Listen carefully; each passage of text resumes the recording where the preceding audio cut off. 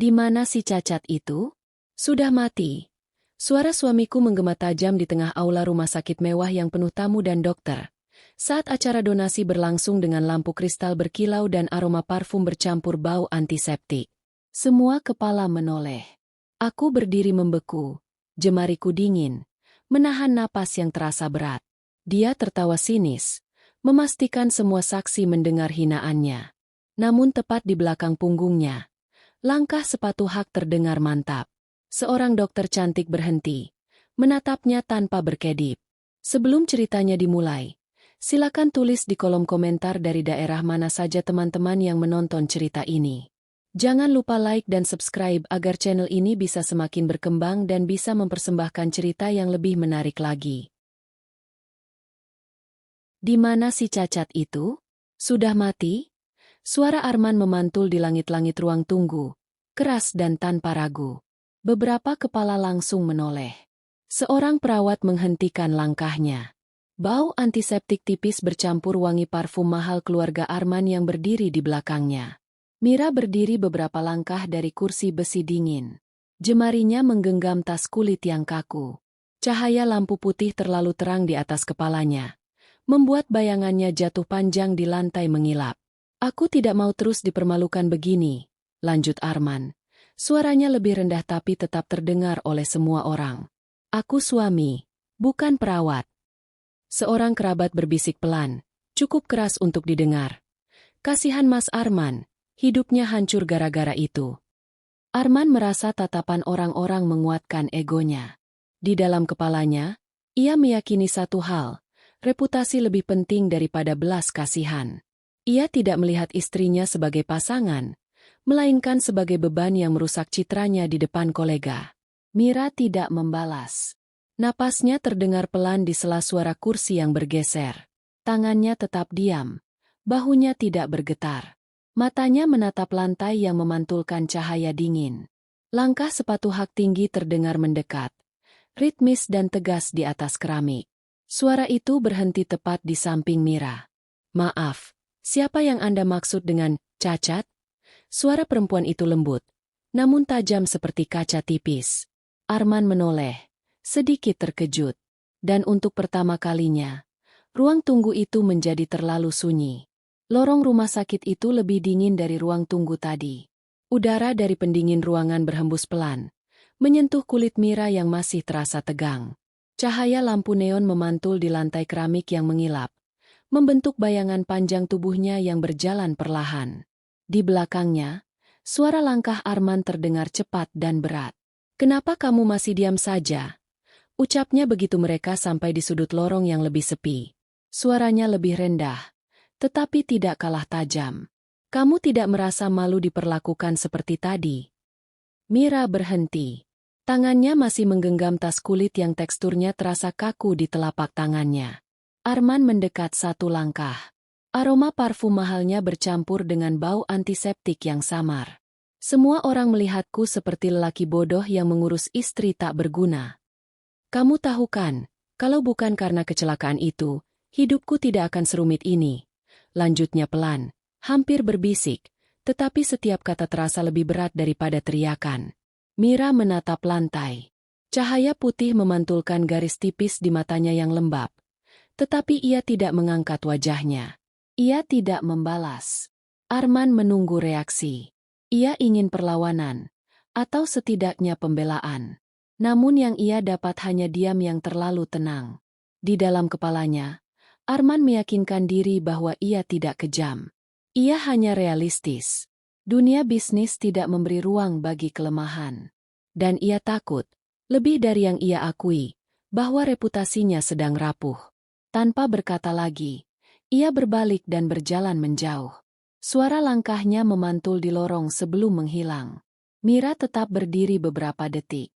Udara terasa lebih berat setelah Arman pergi. Ia akhirnya bergerak menuju ruang kecil di ujung koridor. Ruang tunggu khusus pasien lanjutan. Beberapa orang duduk di sana. Seorang ibu tua memandangnya dengan simpati yang terlalu jelas. Dua perawat berbicara pelan, lalu berhenti ketika Mira masuk. Tekanan sosial tidak perlu diucapkan, cukup hadir dalam tatapan yang terlalu lama. Mira duduk di kursi plastik yang dingin. Permukaannya keras dan sedikit licin. Tangannya diletakkan di pangkuan, sementara suara jam dinding berdetak pelan di atas pintu. Ia menunduk. Adegan sunyi itu terasa lebih panjang dari waktu sebenarnya. Di dalam pikirannya, bayangan ucapan Arman berulang pelan. Tak berguna. Kata itu melekat lebih kuat daripada bau antiseptik di udara. Namun di sela rasa perih itu, ada sesuatu yang lain. Tangannya bergerak perlahan membuka tas kulitnya. Di dalamnya tersimpan sebuah amplop coklat. Tebal, sudutnya sedikit terlipat. Ia menyentuhnya dengan ujung jari, merasakan kertas yang kasar di bawah kulitnya. Amplop itu belum pernah ia buka kembali sejak lama. Ia tahu apa isinya. Tidak ada seorang pun di ruangan itu yang tahu. Dan Arman, yang menganggapnya beban, sama sekali tidak menyadari nilai yang tersembunyi di balik lapisan kertas itu. Langkah sepatu terdengar mendekat lagi. Dokter Alana muncul di ambang pintu. Cahaya dari lorong membentuk garis terang di bahunya. "Bu Mira," ucapnya lembut.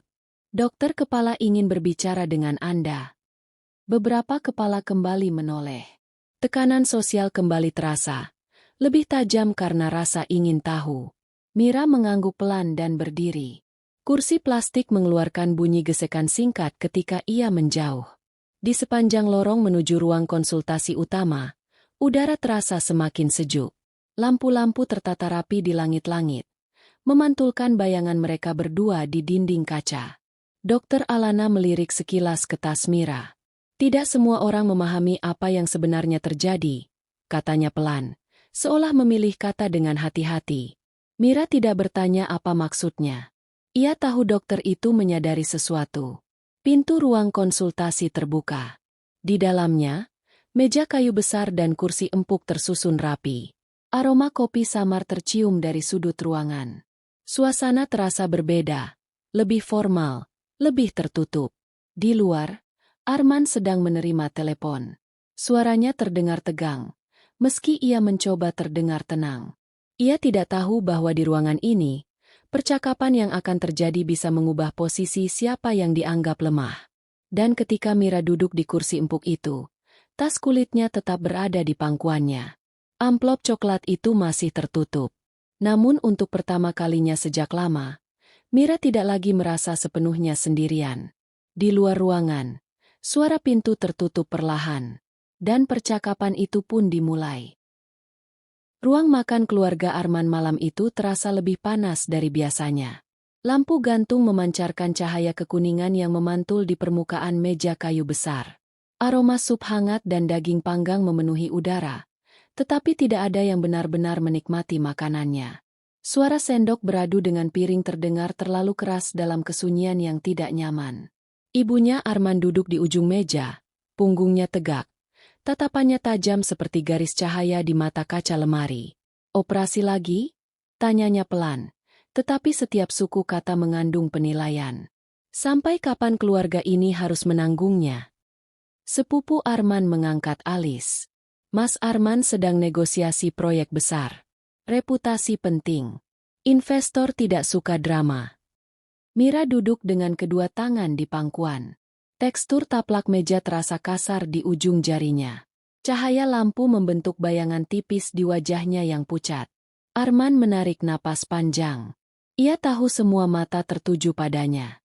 Ia merasa seperti berdiri di tengah panggung yang tidak ia minta. "Aku tidak bisa terus begini," ucapnya akhirnya. Suaranya terukur.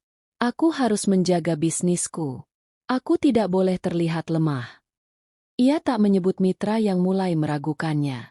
Ia tidak berkata bahwa ia takut kehilangan segalanya yang sudah ia bangun bertahun-tahun. Bagi Arman, ketegasan adalah perlindungan. Bagi Mira, ketegasan itu terasa seperti pengkhianatan. Tekanan situasional mulai membentuk ancaman nyata.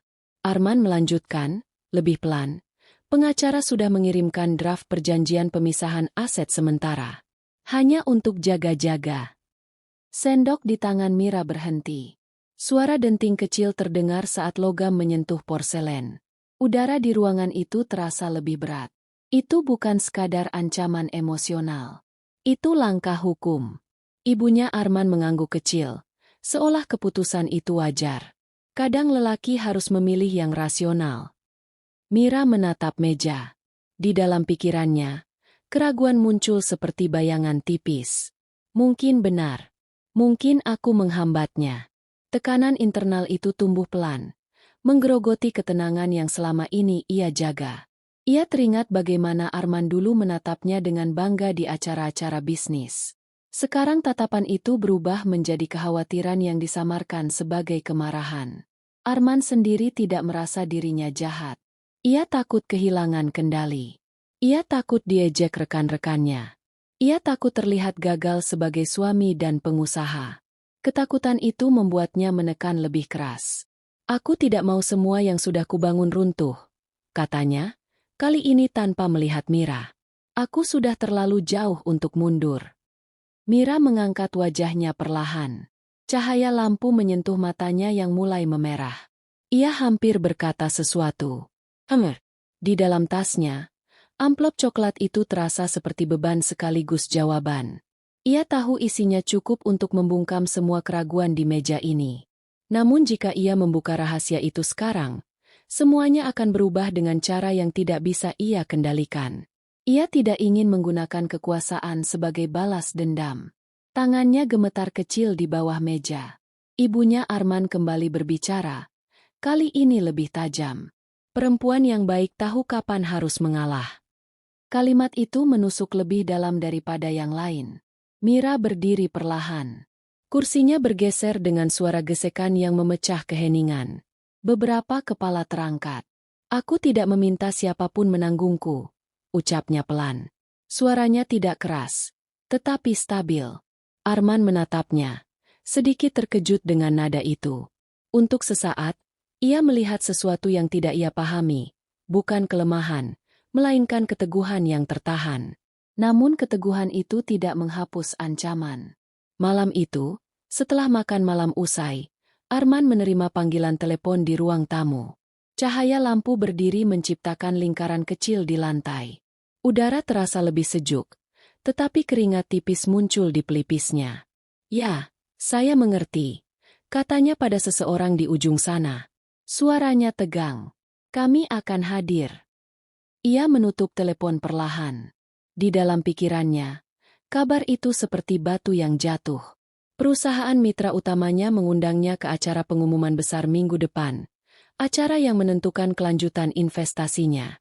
Dan ia tahu, kabar tentang kondisi rumah tangganya sudah sampai ke telinga dewan direksi. Di kamar, Mira duduk di tepi ranjang. Lampu meja memancarkan cahaya lembut ke atas permukaan tas kulitnya. Ia membuka resleting perlahan. Suara logam kecil terdengar jelas dalam keheningan. Amplop coklat itu kini berada di tangannya. Ia menatapnya lama. Jika ia membuka dan menggunakan isinya, ia tidak hanya menyelamatkan dirinya, ia juga bisa membalikan posisi siapa yang dianggap lemah. Namun jika ia melakukannya, ia tidak lagi hanya menjadi istri yang diam. Di luar kamar, Arman berdiri di lorong, menatap pintu tertutup itu. Ia merasa segalanya semakin sempit. Ia tidak tahu bahwa acara minggu depan bukan sekadar forum bisnis biasa. Dan ketika pesan singkat masuk ke ponselnya beberapa detik kemudian, jantungnya berdetak lebih cepat. Pesan itu singkat. Dewan utama juga akan hadir. Arman belum sadar bahwa di antara nama-nama dewan itu, ada satu yang tidak pernah ia bayangkan akan berdiri di hadapannya. Dan ancaman yang ia pikir bisa ia kendalikan, perlahan mulai berbalik arah. Ruang rapat kecil di lantai 3 rumah sakit itu lebih tenang dari bagian lain gedung. Dindingnya berlapis kaca buram, membiaskan cahaya pagi yang lembut ke dalam ruangan. Aroma kopi hangat tipis bercampur dengan wangi kayu meja besar di tengah ruangan. Mira duduk tegak. Tas kulitnya diletakkan di samping kursi. Tangannya bertumpu di atas meja, merasakan permukaan halus yang dingin. Di hadapannya, Dr. Alana membuka map tipis. Bu Mira, ucapnya pelan, memilih kata dengan hati-hati. Dewan Rumah Sakit akan mengadakan rapat umum minggu depan. Ada pembaruan struktur kepemilikan. Mira tidak langsung bereaksi. Di dalam pikirannya, ia tahu persis apa arti kalimat itu. Ia tahu namanya tercantum di dokumen yang belum pernah ia gunakan selama ini. Namun ia belum tahu sejauh mana Dewan bersedia membawanya kembali ke permukaan. Itulah kesempatan kecil itu. Belum besar, belum aman, tapi nyata. Di luar ruangan, suara langkah dan percakapan samar terdengar melewati lorong. Dunia berjalan seperti biasa, seolah-olah tidak ada yang sedang bergeser perlahan. Dokter Alana menatap Mira lebih lama. Tidak semua orang di Dewan setuju, lanjutnya pelan. Tapi ada yang ingin Anda hadir. Itu dukungan yang tidak pernah Mira minta. Mira mengangguk pelan. Saya hanya ingin memastikan operasinya berjalan sesuai jadwal, katanya singkat. Dokter Alana memahami lebih dari yang diucapkan. Ia tahu perempuan di depannya bukan sekadar pasien. Ia pernah membaca laporan lama tentang seorang donatur awal yang menyelamatkan proyek rumah sakit ketika hampir bangkrut. Nama itu sama dengan nama yang kini duduk di hadapannya. Namun Mira tidak mengatakan apapun. Ia belum membuka amplop coklat itu di depan siapapun. Sementara itu, di kantor Arman, cahaya matahari menembus jendela besar dan memantul di meja kaca. Suara notifikasi ponsel terdengar berulang. Ia membaca pesan dari panitia acara minggu depan. Mohon konfirmasi kehadiran istri Anda. Arman mengernyit. Ia tidak menyangka Mira disebut secara eksplisit. Di dalam kepalanya, kegelisahan tumbuh tipis. Ia tahu Dewan Rumah Sakit memiliki koneksi dengan perusahaan mitra yang sedang ia incar. Ia tahu reputasi menjadi penentu. Dan ia tidak bisa membiarkan kejadian di ruang tunggu kemarin tersebar lebih jauh. Sore itu, ia pulang lebih awal. Rumah terasa lebih sunyi dari biasanya. Cahaya lampu ruang tamu memantul di lantai marmer yang dingin. Mira duduk di meja makan, membuka tasnya. Amplop coklat itu kini berada di atas meja. Tekstur kertasnya terasa lebih kasar dari yang ia ingat. Ia tidak membukanya. Suara pintu dibuka terdengar. Arman masuk dengan langkah cepat. Kamu akan ikut ke acara itu, katanya tanpa basa-basi. Kita harus terlihat solid. Nada suaranya lebih terkontrol dari sebelumnya, namun ada tekanan di baliknya. Mira menatapnya tenang. Untuk sesaat, Arman melihat sesuatu yang berbeda, bukan ketergantungan, bukan ketakutan. Ia melihat keyakinan yang belum ia pahami. Aku tidak ingin ada kejadian memalukan lagi, lanjut Arman. Ia tidak sadar bahwa panggung minggu depan bukan lagi miliknya sepenuhnya. Di dapur, suara gelas diletakkan di atas meja terdengar pelan. Mira menutup tasnya perlahan. Aku akan datang, jawabnya singkat. Itu bukan janji kemenangan. Itu bukan pernyataan balas dendam. Itu pernyataan kehadiran. Namun di balik keputusan itu, ada gangguan kecil yang belum ia perhitungkan. Beberapa jam kemudian, pesan masuk ke ponselnya dari nomor tak dikenal. Jika Anda hadir minggu depan, beberapa dokumen lama mungkin ikut muncul. Mira membaca pesan itu tanpa ekspresi. Seseorang tahu. Dan ketegangan yang semula hanya berada di antara suami dan istri kini mulai merembet ke arah yang lebih luas. Acara minggu depan tidak lagi sekadar formalitas. Dan Mira belum tahu siapa yang mencoba menggoyangnya dari balik bayangan. Aula utama rumah sakit malam itu berubah menjadi ruang formal yang nyaris tanpa celah. Lampu kristal menggantung tinggi, menebarkan cahaya putih yang memantul di lantai marmer. Aroma parfum mahal bercampur wangi kopi dari meja jamuan. Suara gesekan kursi, dengus halus pendingin ruangan, dan bisik-bisik tamu berpakaian rapi menyatu menjadi dengung pelan yang menekan. Arman melangkah masuk dengan senyum yang ia latih. Jasnya licin, rapi, dan terasa dingin di pergelangan saat ia merapikan manset. Di sampingnya, Mira berjalan lebih pelan. Gaunnya sederhana, tidak mencolok. Ia memegang tas kecil, jari-jarinya menekan permukaan kulitnya seolah memastikan ia masih ada di dunia nyata. Ia tidak menatap banyak orang, namun ia merasakan tatapan mereka, seperti jarum halus di punggung. Arman merasa malam ini harus menjadi panggung penyelamat. Jika aku terlihat kuat di sini, semuanya akan kembali stabil, pikirnya. Ia menyapa beberapa kolega, tertawa kecil, menepuk bahu seseorang, menahan kegelisahan yang tipis tapi terus bergetar di dada. Ia tidak menyadari beberapa pasang mata menoleh pada Mira lebih lama dari sekadar sopan. Di barisan depan, kursi-kursi berlapis kain gelap disusun menghadap panggung.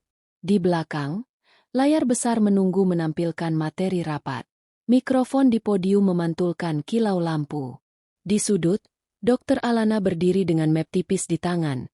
Pandangannya sesekali tertuju pada Mira, tenang, seolah menunggu sesuatu yang sudah ia ketahui lebih dulu. Acara dimulai tanpa musik berlebihan. Seorang pembawa acara memperkenalkan agenda dengan suara datar yang rapi. Arman duduk dengan bahu tegap, menahan napas ketika disebutkan pembaruan struktur kepemilikan dan penghargaan kontribusi awal. Ia menoleh sekilas pada Mira, ingin memastikan ia tampak baik-baik saja. Mira menatap panggung. Cahaya menyorot wajah-wajah di depan, membuat sisi ruangan tampak lebih gelap. Napasnya pelan. Di dalam tasnya, ia merasakan tepi amplop coklat yang selama ini ia simpan. Ia tidak mengeluarkannya. Ia tidak menunjukkannya.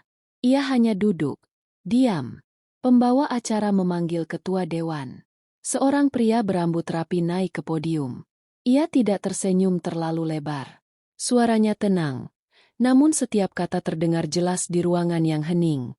Kita berkumpul untuk melanjutkan mandat lembaga ini, katanya singkat.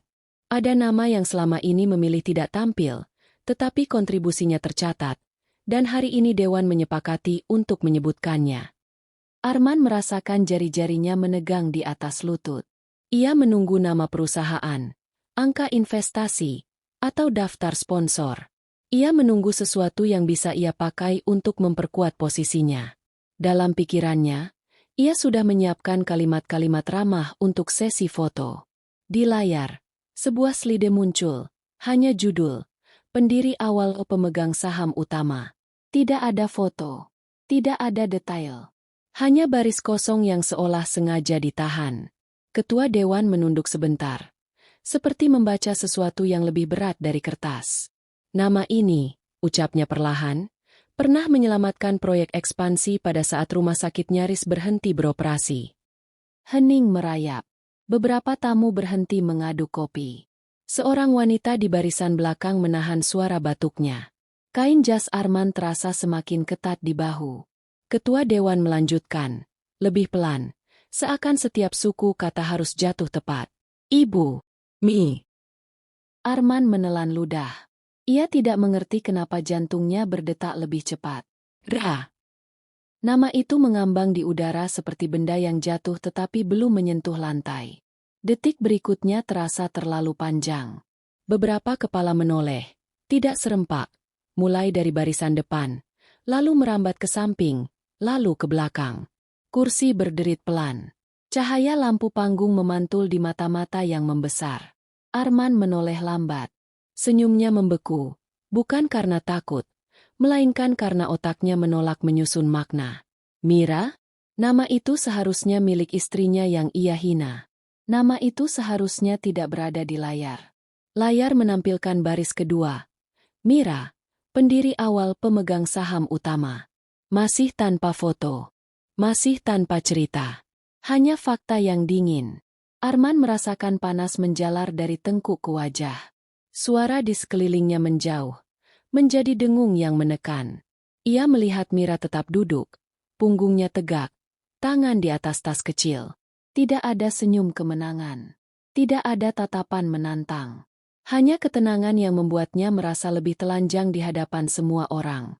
Tepuk tangan tidak langsung pecah. Ada jeda, seperti ruangan ingin memastikan ini nyata. Lalu satu orang bertepuk tangan. Disusul dua. Lalu menyebar, menimbulkan gemuruh yang teratur, formal, namun terasa seperti vonis.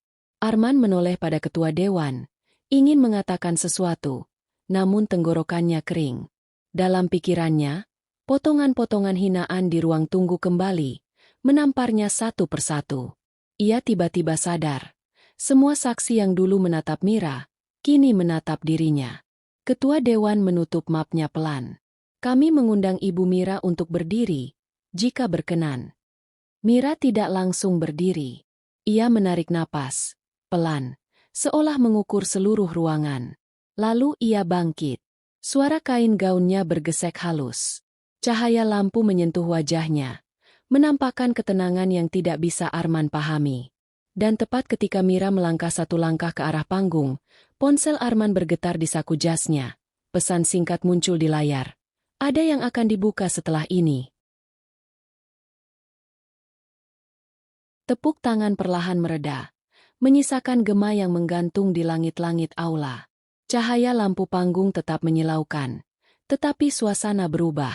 Bukan lagi gemuruh, melainkan hening yang padat. Mira berdiri di depan mikrofon. Permukaannya dingin ketika jemarinya menyentuhnya sebentar. Ia tidak tersenyum lebar, tidak pula menunduk rendah. Ia hanya berdiri tegak. Di barisan depan, Arman duduk kaku. Jasnya terasa terlalu sempit di dada. Keringat tipis muncul di pelipisnya meski udara ruangan sejuk. Di layar ponselnya, pesan tadi masih menyala. Ada yang akan dibuka setelah ini. Ia belum tahu maksudnya. Ketua Dewan memberi ruang. Apakah Ibu Mira ingin menyampaikan beberapa kata? Semua mata tertuju padanya. Mira menarik napas pelan. Suara pendingin ruangan terdengar samar. Aroma kopi yang tadi hangat kini terasa hambar. Saya hadir karena tanggung jawab, ucapnya singkat. Suaranya jernih, tanpa getar. Rumah sakit ini berdiri bukan untuk nama, melainkan untuk pelayanan. Tidak ada kisah panjang. Tidak ada cerita masa lalu. Tidak ada sindiran. Ia berhenti. Hening. Arman menunggu kalimat berikutnya. Mungkin pembelaan, mungkin sindiran halus, mungkin sesuatu yang bisa ia tangkap untuk membela diri. Namun Mira tidak memberinya apapun. Ketua Dewan melanjutkan. Kali ini lebih formal. Sebagai pemegang saham utama, Ibu Mira memiliki hak suara dalam keputusan strategis mendatang. Hak suara. Kata itu menancap lebih dalam daripada tepuk tangan. Arman merasakan sesuatu runtuh pelan di dalam dirinya. Ia teringat draft pemisahan aset yang ia sebutkan beberapa malam lalu. Ia teringat kalimatnya di lorong rumah sakit. Ia teringat tatapan orang-orang saat ia bertanya, "Sudah mati?" Kini posisi mereka berbalik, tetapi tidak ada sorak kemenangan dari Mira. Dokter Alana berdiri beberapa langkah di belakang panggung. Ia tahu lebih banyak dari yang diumumkan. Ia tahu keputusan medis Arman, yang selama ini ditunda, bergantung pada persetujuan dewan yang kini dipengaruhi Mira. Arman belum menyadarinya. Itulah ironi yang sunyi. Acara berlanjut dengan agenda lain. Lampu sedikit diredupkan. Orang-orang kembali duduk. Suara kertas dibalik. Kursi digeser pelan. Mira turun dari panggung tanpa tergesa. Ia berjalan melewati barisan depan. Arman berdiri setengah, lalu ragu. "Mira," panggilnya pelan. Ia berhenti. Untuk pertama kalinya malam itu, mereka berdiri sejajar, bukan sebagai suami dan istri yang saling melukai, tetapi sebagai dua orang dengan posisi yang tidak lagi sama. Arman menatapnya, dan untuk sesaat ia terlihat lebih kecil dari sebelumnya. "Aku tidak tahu," katanya singkat. Tidak ada nada marah. Tidak ada pembelaan panjang. Mira menatapnya tenang. Cahaya lampu memantul lembut di matanya. "Kamu tidak pernah bertanya," jawabnya. Kalimat itu pendek, dingin, tanpa tekanan. Ia tidak menyebut hinaan, tidak mengulang luka, tidak menuntut maaf. Ia hanya berjalan melewatinya. Arman berdiri sendiri di antara kursi-kursi yang mulai kosong. Di layar panggung, logo rumah sakit kembali muncul, terang dan stabil. Di sakunya, ponsel kembali bergetar. Pesan baru masuk. Keputusan lanjutan akan diumumkan malam ini. Dan untuk pertama kalinya, Arman sadar bahwa yang paling tidak ia ketahui bukanlah istrinya, melainkan masa depannya sendiri. Rumah terasa lebih besar malam itu. Lampu ruang tamu hanya menyala setengah. Cahaya kuning redup memantul pada lantai marmer yang mengilap, membentuk bayangan panjang yang menempel di dinding. Tidak ada suara televisi, tidak ada percakapan. Hanya dengung pelan pendingin ruangan dan detak jam dinding yang terdengar lebih keras dari biasanya. Arman duduk sendirian di sofa panjang berwarna gelap. Jasnya tergantung rapi di sandaran kursi lain, seperti kebiasaan yang tidak pernah ia ubah. Namun dasinya tergeletak begitu saja di atas meja kaca, tidak terlipat. Gelas air di depannya setengah kosong. Permukaan air bergetar tipis setiap kali ia menghela napas. Ia menatap ruang kosong di depannya. Meja makan yang biasanya dipenuhi percakapan keluarga kini bersih tanpa piring. Kursi-kursi tertata lurus, terlalu rapi, seolah tidak pernah diduduki. Di atas meja kaca, ada sebuah bingkai foto lama. Foto pernikahan. Mira berdiri di sampingnya dengan gaun putih sederhana. Senyumnya tidak lebar, namun cukup untuk menghangatkan wajahnya. Di foto itu, kakinya berdiri tegap, bahunya lurus, tatapannya tenang. Arman di sampingnya terlihat lebih ringan, lebih yakin, belum terbebani garis-garis tegas di sekitar matanya. Arman meraih bingkai itu perlahan. Kaca dingin menyentuh ujung jarinya. Ia mengangkatnya sedikit lebih dekat ke wajah. Cahaya lampu redup memantul di permukaan kaca, membuat bayangan wajahnya sendiri bercampur dengan wajah di foto. Ia memperhatikan detail kecil yang dulu tak pernah ia perhatikan. Cara tangan Mira menggenggam buket bunga dengan lembut. Cara ia berdiri sejajar, bukan setengah langkah di belakang. Arman menurunkan foto itu ke pangkuannya. Ruangan tetap sunyi. Ia teringat ruang tunggu rumah sakit. Cahaya putih, lantai marmer, tatapan orang-orang, kalimat yang keluar begitu saja dari mulutnya. Ia tidak mengulangnya keras-keras. Namun kalimat itu tetap terdengar jelas di dalam kepalanya. Ia memejamkan mata sebentar. Di luar jendela, angin malam menggoyangkan dedaunan. Bayangan pohon bergerak samar di kaca. Tidak ada suara mobil memasuki halaman. Ia tidak tahu di mana Mira malam ini. Ia tidak menghubungi. Ponselnya tergeletak di meja samping sofa. Layar gelap. Tidak ada notifikasi baru. Jam dinding berdetak lagi.